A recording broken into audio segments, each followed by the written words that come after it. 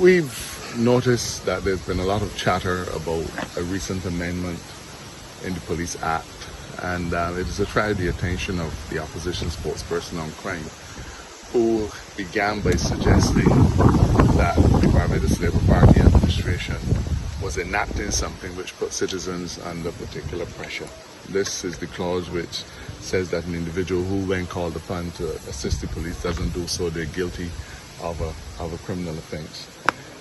We pointed out that this has been the law now for many, many years. It was the law since 1961.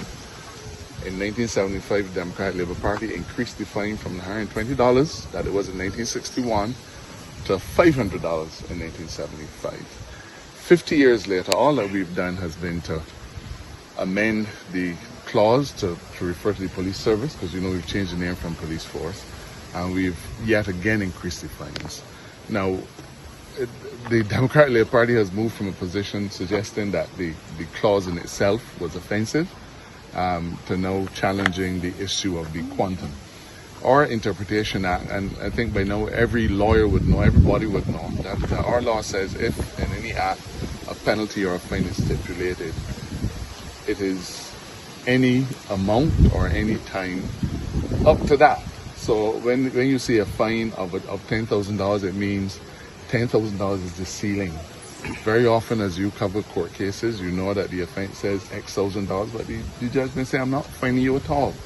So they've now shifted the debate from the desirability of a provision in that which they have to accept the responsibility for, now to talking about the fine.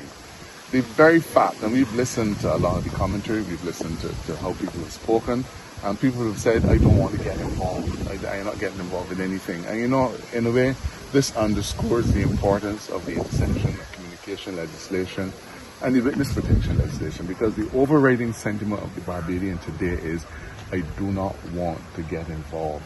I think that the Democratic Labour Party has shifted from one argument to the next. It is only serving to create unnecessary chatter, unnecessary issues, when really what we need to be focusing on at this point in time is how best we protect our society. And the way to protect our society is not to try to reduce every debate into rancor and things of that sort. It's not to create confusion where none exists. This is a provision that they have to take credit for. This is their provision, not ours. All we've done is to try to bring the level of fines up to the current level of fines that exists in the laws of Barbados today. So they move from one thing to the next, but more importantly, Barbadians are expressing the sentiment that they don't want to get involved, and this underscores the importance of the kinds of legislative changes that we're making. Things that will allow Barbadians to say, look, I really don't want to get involved in this, and therefore we rely on intersectional communication and things of that sort. The silliness has to stop. We have to get on board with defending Barbados and making Barbados the safest possible place. And let's cut out this silly debate, trying to find reasons not to support this and not to support that. There's only one mission here, and that is to save Barbados from falling into the hands of the criminal element. We're going to remain resolute, and we're going to govern.